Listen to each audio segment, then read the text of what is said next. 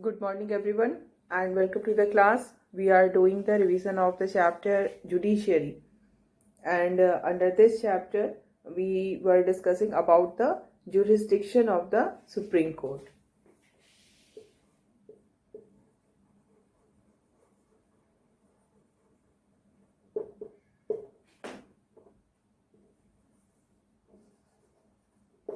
Jurisdiction of the Supreme Court, we have discussed about what do we mean by jurisdiction. Jurisdiction का मतलब होता है कि क्या उनके पावर्स हैं, है ना. और इसमें we have discussed about one of the most important jurisdiction, that is original jurisdiction. हम लोग original jurisdiction को discuss कर चुके हैं and we have started our discussion regarding the writ jurisdiction. And what is writ jurisdiction? It is regarding the fundamental rights of the people. Our constitution gave us some fundamental rights, and one of the most important fundamental right is the right to constitutional remedy. And this is we can say the most important right, because all the rights will become meaningless in the absence of this right to constitutional remedy. If we are not provided with any remedy in case of violation of the fundamental right, then that all the fundamental rights will be meaningless. So our constitution makers have given this right to us, and that is given in Article 32, which states that if anyone violates our fundamental rights, anyone means anyone, be it an individual or a group of individual or a private organization or even the government, state government or the central government, if anyone violates our fundamental rights, then in that case we can move directly to the Supreme Court. But in this situation we can move to the High Court also under Article 226. Okay. And then we have seen that in such situation, when there is violation of the fundamental right and we move to the court, in that situation the court plays the role of the protector of the fundamental right, है ना. तो जो writ jurisdiction है, that is the function of protection of the fundamental right. Okay. तो इसमें हम ये देखेंगे कि what are the various writs which is issued by the Supreme Court and High Court in order to protect the fundamental rights of the people. So, we have discussed all these writs under fundamental right, है ना. But now that chapter is deleted from your subject, from your syllabus. Some part of that chapter is still with us, but I'm going to repeat that writs in your book in the chapter Judiciary. The writ petitions are not writ जो various writs हैं उनको detail में नहीं दिया है, तो you have to refer it from that fundamental rights वाले chapter से ही आपको रेफर करना होगा, बिकॉज यहाँ पर वो बहुत शॉर्ट में दिया है. एंड रिट जुरिस्डिक्शन जो है वो बहुत ही इंपॉर्टेंट जुरिस्डिक्शन है जिस पे कि सेपरेटली क्वेश्चंस कैन कम, है ना. तो इसलिए आपको रिट्स के लिए जो भी material in the book you will get it under the chapter fundamental rights, जो कि लास्ट वाला हमारा फंडामेंटल राइट है, right to constitutional remedy. Okay. तो ये वहाँ पर आपको मिलेगा, वहीं पर से आपको इसको प्रिपेयर करना है. ओके. तो जो फर्स्ट रिट हम जिसके बारे में we are going to discuss, that is habeas corpus.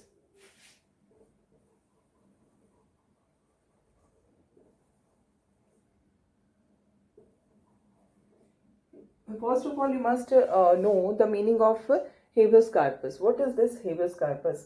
The word, literal meaning. The word is a Latin word and its meaning is to have the body.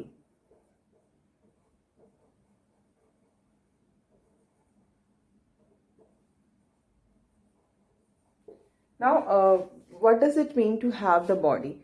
Actually, what happens many times, such arrests are done by the people, which we call preventive detention. About this also, this is also mentioned in that chapter only, fundamental right. जब हम police is given such power by the constitution that they can detain someone only on the basis of anticipation.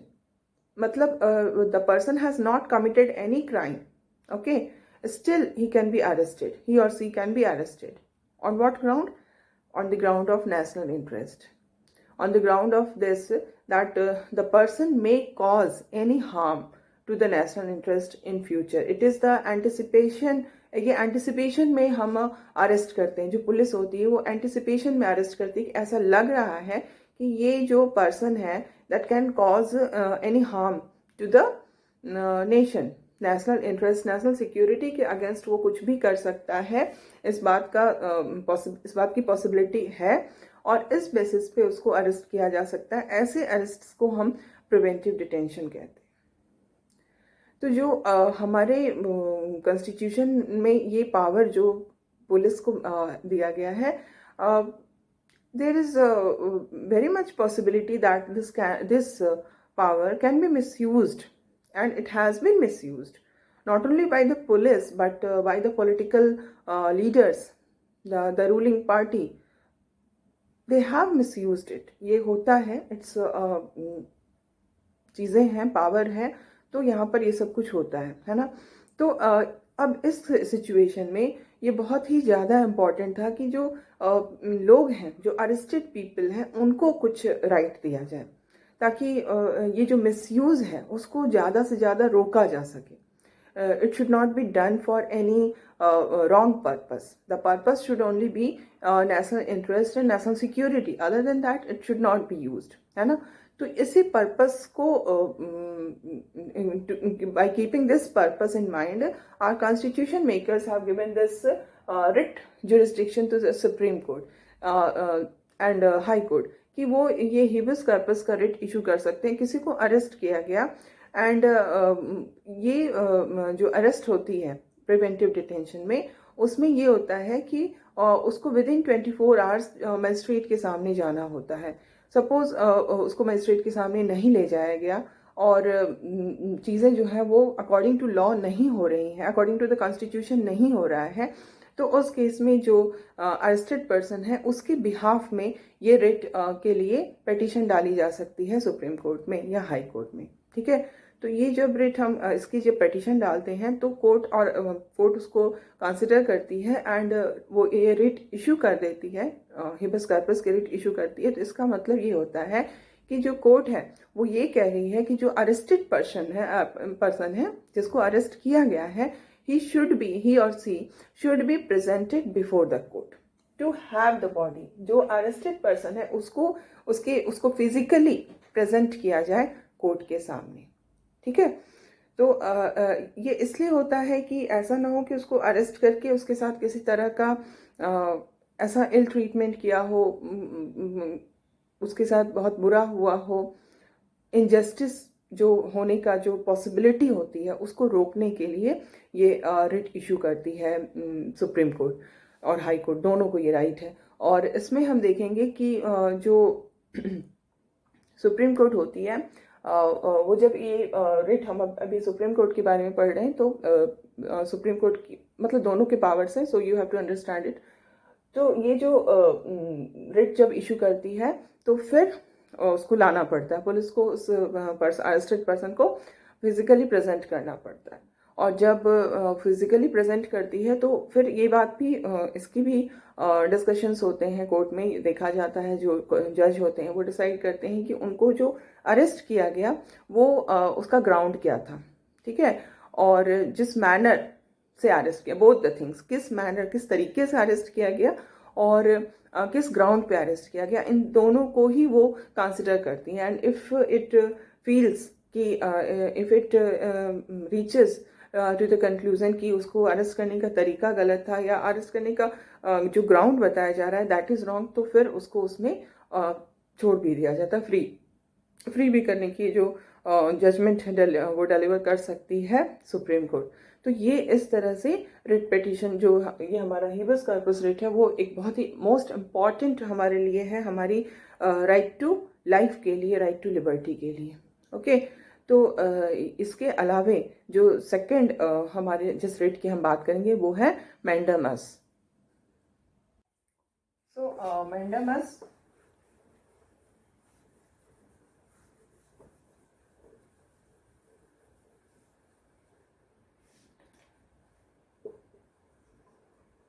the literal meaning of this word is we command.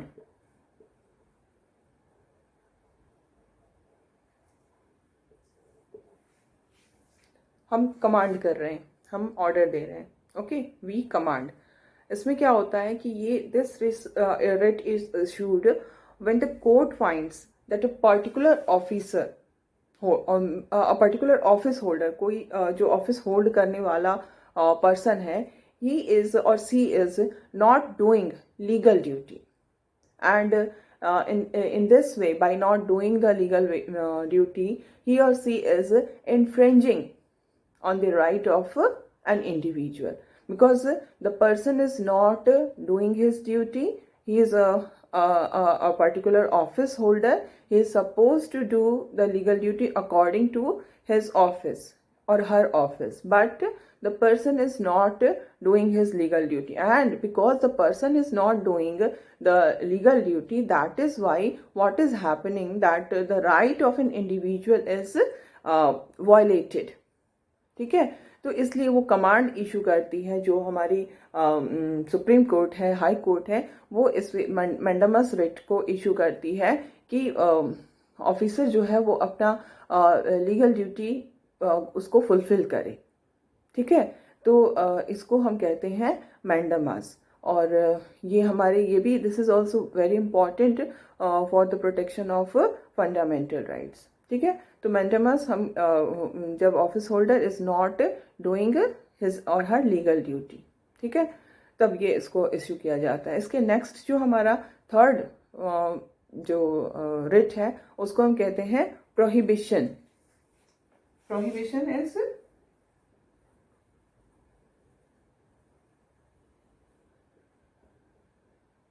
To prohibit.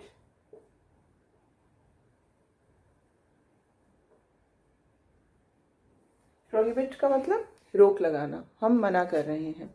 इसमें court जो है वो command कर रही है कि जो office holder है ही और सी शुड परफॉर्म हिज और हर लीगल ड्यूटी। अब यहाँ पर क्या किया जा रहा है, यहाँ पर प्रोहिबिट किया जा रहा है, रोका जा रहा है। ये क्या होती है, ये जो रिट ये प्रोहिबिशन की रिट जो इशू की जाती है वो एक हायर कोर्ट जो होती है वो एक लोअर कोर्ट को इशू करती है।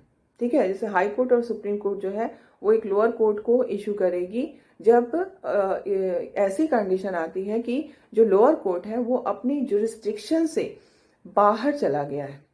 ठीक है, लोअर कोर्ट के जुरिस्डिक्शन में जो काम था, जितना पावर था, उस पावर को वो एक्सीड कर गया है और एक्सीड करके उसने काम किया है। ठीक है, तो जब वो अपने लोअर कोर्ट अपने जुरिस्डिक्शन को एक्सीड कर रहा है, when the lower court is exceeding its jurisdiction, so in that situation there is need to prohibit, उसको रोकना होगा, है ना, क्योंकि वो अपने जुरिस्डिक्शन से बाहर चला गया है। तो ये जो रोकना होगा ये कैसे होता है, it is done through the writ of prohibition, कि the lower court will be prohibited from going beyond their jurisdiction. आपको अपने जुरिस्डिक्शन में रह के ही काम करना है, और अगर वो जुरिस्डिक्शन के बाहर जा रहे हैं तो ये रिट जो है वो इशू हो जाएगी हायर कोर्ट्स की तरफ से, वही हाई कोर्ट और सुप्रीम कोर्ट्स की तरफ से। Okay, and now we see quo warranto. The next writ is quo warranto.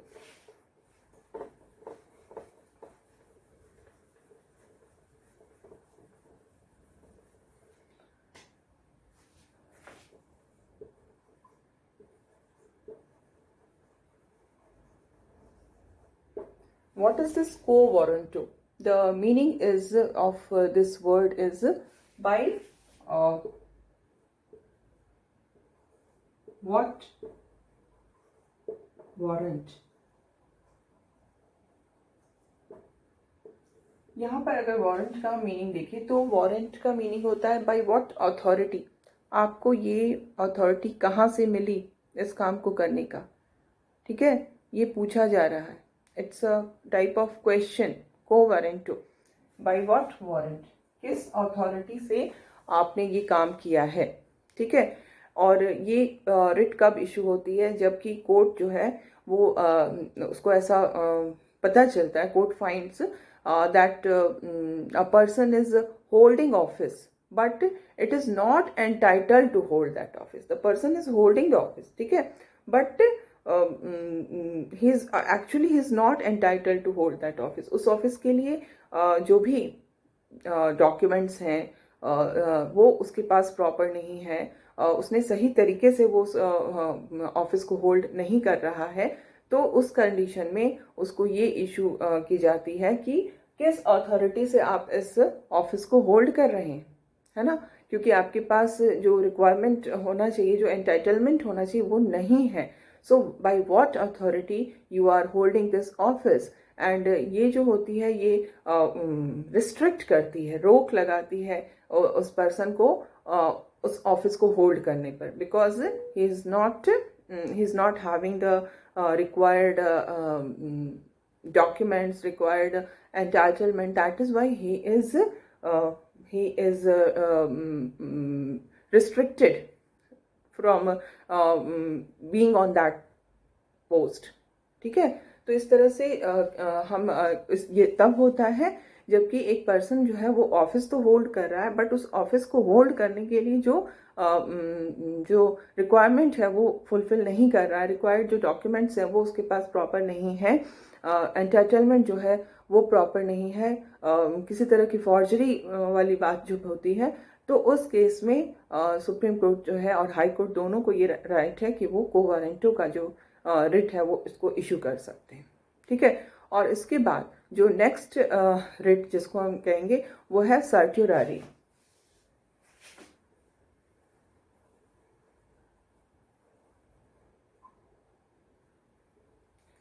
अब ये सर्ट्यूरारी जो है इसका क्या मतलब होता है? सर्ट्यूरारी जो है इसका मतलब होता है to certify, literal meaning, these are the literal meaning, और लिटरल मीनिंग से हम उसके कंप्लीट मीनिंग को निकाल सकते हैं। Then in that situation you will not need to memorise the things, है ना। अगर आप उसके लिटरल मीनिंग से ही मीनिंग को समझ लेते हैं तो it makes you easy to remember these things, है ना। तो यहाँ पर हम क्या देख रहे हैं कि ये जो रिट होती है वो कोर्ट जो होती है वो एक लोअर कोर्ट को ऑर्डर करती है कि कोई मैटर जो उस लोअर कोर्ट या फिर किसी अथॉरिटी के सामने भी, not only because only in front of court, but कोई पब्लिक ऑफिस है, किसी के सामने कोई ऐसा मैटर है, ठीक है, उस मैटर पे वहीं पर डिस्कशन होना है, वहीं पर डिसीजन होना है, बट कोर्ट ने ये, हायर कोर्ट जो है उसने ये रिट इशू अगर कर दिया तो क्या होगा कि इसका मतलब हो गया कि जो मैटर लोअर कोर्ट के पास है या किसी अथॉरिटी के पास है वो हायर अथॉरिटी को ट्रांसफर कर दिया जाए। इट हैपन्स, देखो लोकल कोर्ट्स जब भी होते हैं या लोकल अथॉरिटी जब किसी मैटर को डिस्कस कर रही होती है, सपोज कोई बहुत ग्रेव मैटर हो सकता है जिसमें कोई influential people can be involve, ठीक है, तो अब अगर इन्फ्लुएंशियल पीपल उसमें इन्वॉल्व हैं और वो मैटर लोकल लेवल पे अगर बातचीत हो रही है उसको सेटल करने का मतलब बातचीत नहीं हो रही है, मतलब लोकल लेवल पे लोकल कोर्ट जो है वो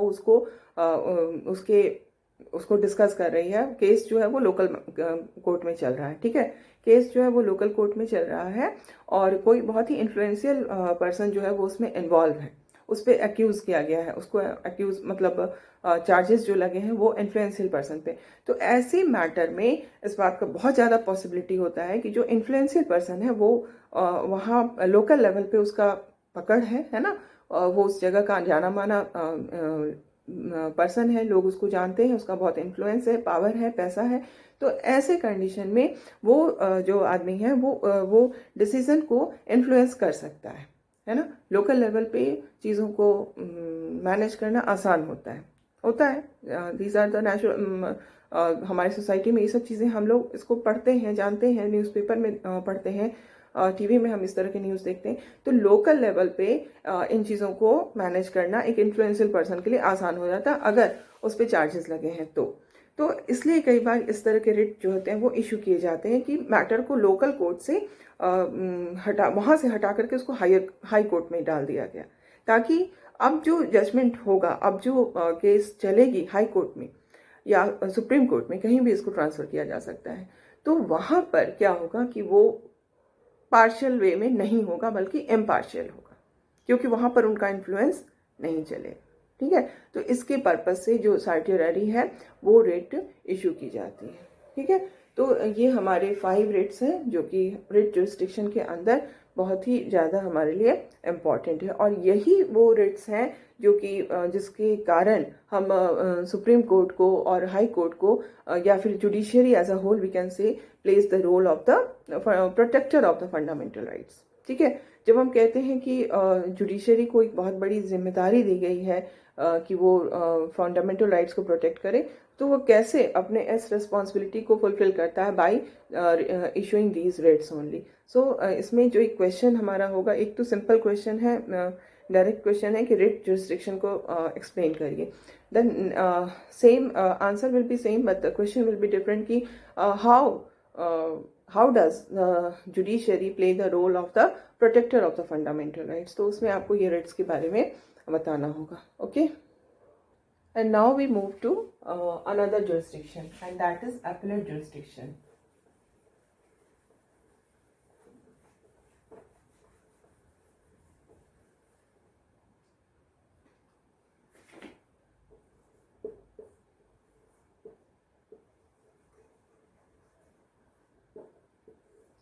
appellate jurisdiction। okay, तो appellate jurisdiction we have seen we have a integrated judiciary, है ना। हमारा जो जुडिशरी है वो इंटीग्रेटेड है, एक पिरामिडिकल शेप में है। सबसे ऊपर जो एपेक्स है वो हमारा सुप्रीम कोर्ट है, और फिर नीचे में जो बेस है वो बड़ा चौड़ा होता जा रहा है बिकॉज नंबर ऑफ कोर्ट्स बढ़ते जा रहे हैं। तो यहाँ पर हम देखते हैं कि अपील जो होती है वो नीचे से ऊपर होती है ना।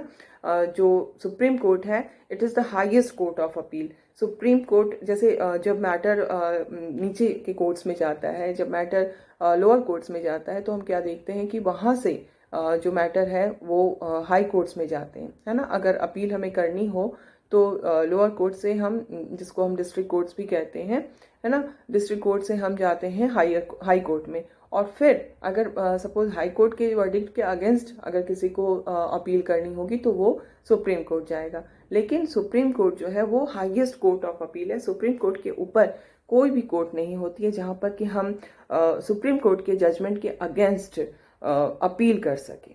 ठीक है, तो सुप्रीम कोर्ट के ऊपर कोई भी कोर्ट नहीं होती है। Don't consider any court, like we have international organisations also, है ना।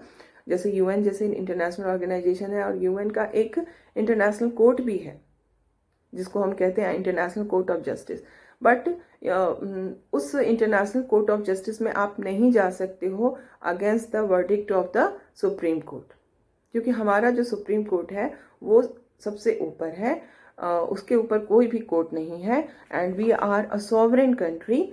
सॉवरेन कंट्री मीन्स हमारी जो अथॉरिटी है इंटरनली एंड एक्सटर्नली वो अल्टीमेट है, हमसे ऊपर कोई भी नहीं है। All the countries are sovereign, we are also a sovereign country. और ऐसे में हम ये नहीं एक्सपेक्ट कर सकते हैं कि हम सुप्रीम कोर्ट के वर्डिक्ट के अगेंस्ट किसी इंटरनेशनल कोर्ट ऑफ जस्टिस में हम जाएं। ठीक है, तो ये दैट इज़ नॉट पॉसिबल। तो सुप्रीम कोर्ट अल्टीमेट है। ठीक है, अब यहाँ पर एक ही चीज़ होती है कि हम पार्डन की जो अपील है वो कर सकते हैं प्रेसिडेंट से, बट वो कोई कोर्ट में हम अपील नहीं कर रहे हैं, है ना। तो अगर हाईएस्ट कोर्ट ऑफ अपील कौन है तो वो हमारा सुप्रीम कोर्ट ही है। अब हम क्या देखते हैं कि कोई भी डिसीजन जो हाई कोर्ट ने लिया है, जो जजमेंट दिया है हाई कोर्ट ने, उसके अगेंस्ट हम सुप्रीम कोर्ट में अपील कर सकते हैं। हाँ, इसमें एक चीज़ है कि एक कंडीशन है कि हाई कोर्ट जो होती है उसको एक सर्टिफिकेट देनी होती है।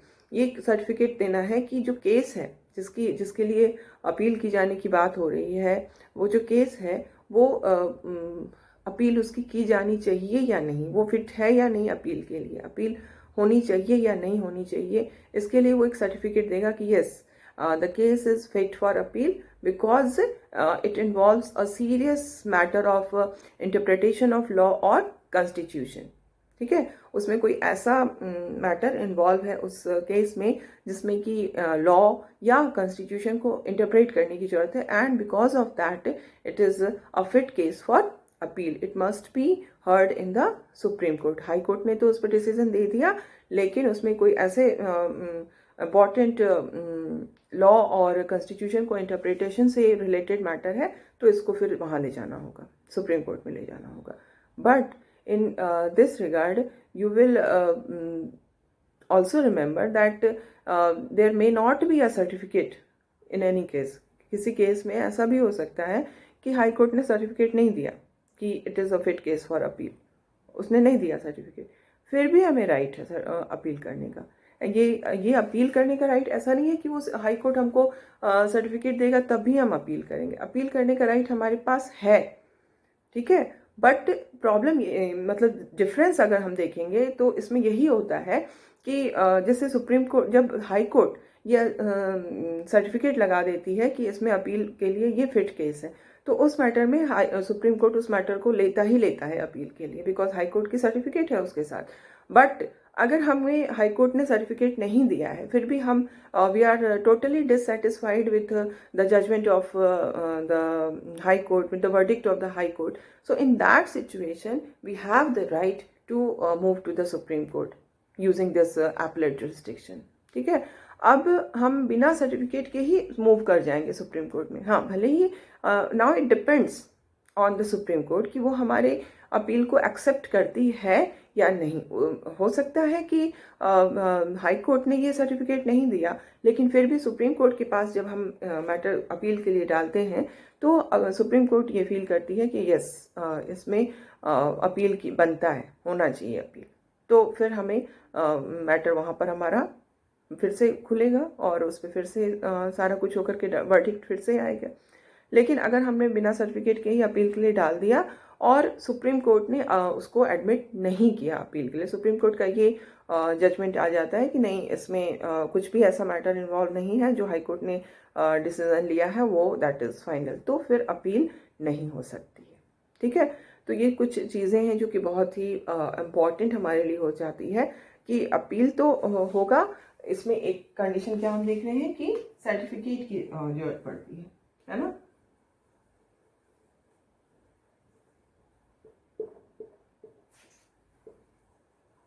बाय हाई कोर्ट सर्टिफाई करेगा।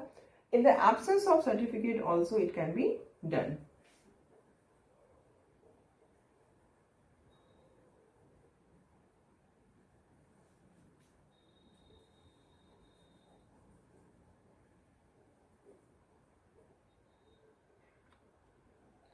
So in the absence of certificate it can also be done।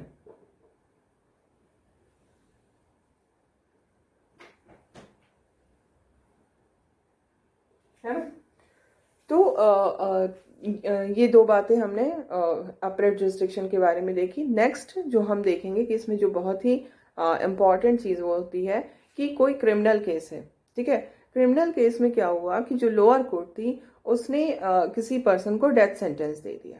ठीक है, तो अगर डेथ सेंटेंस दिया जा रहा है क्रिमिनल केस में, तो वैसे मैटर में जो अपील है वो तो होनी ही होनी है। उसके लिए किसी भी तरह के कोई सर्टिफिकेट या किसी भी तरह की कोई फॉर्मेलिटी की नीड नहीं होती है। डेथ सेंटेंस के मैटर में अपील जो है वो हाई कोर्ट और सुप्रीम कोर्ट में किया जा सकता है। इसमें किसी भी तरह का वो नहीं होता है, बंदिश या रोक जिसको हम कहेंगे नहीं होता है। ठीक है, और जब अपीलेट जुरिस्डिक्शन को यूज़ किया जाता है तो क्या होता है कि जो सुप्रीम कोर्ट होती है वो केस को फिर से कंसिडर करती है, उसके अंदर जो भी लीगल इश्यूज होते हैं उसको फिर से डिस्कस करती है। और अगर कोर्ट को ऐसा लगता है कि जो जिस लॉ और कॉन्स्टिट्यूशन को जिस तरह से लोअर कोर्ट ने इंटरप्रेट किया है वो सही नहीं है, तो इस केस में क्या होता है कि सुप्रीम कोर्ट जो है वो वर्डिक्ट को चेंज भी कर सकती है, जो लोअर कोर्ट ने वर्डिक्ट दिया है उसको वो चेंज भी कर सकती है, ठीक है। और उसके अलावा जो प्रोविजंस है उसका वो एक नया इंटरप्रिटेशन दे देगी, जो वर्डिक्ट आया था उसको वो बदल देगी, और जिस लॉ के कारण मतलब कंफ्यूजन आ रहा था, जो लॉ इन्वॉल्व था या जो कॉन्स्टिट्यूशन का प्रोविजन उस मैटर में इन्वॉल्व था, उसको वो फिर से इंटरप्रेट कर सकती है, ठीक है। और इसी तरह से जैसे हमने सुप्रीम कोर्ट को देखा, इसी तरह से हाई कोर्ट्स के पास भी अपीलेट जुरिस्डिक्शन होती है, लेकिन हाई कोर्ट के अगेंस्ट में फिर सुप्रीम कोर्ट में जजमेंट हो सकता है। So this is all for today. In the next class, we will do some other jurisdiction of the Supreme Court.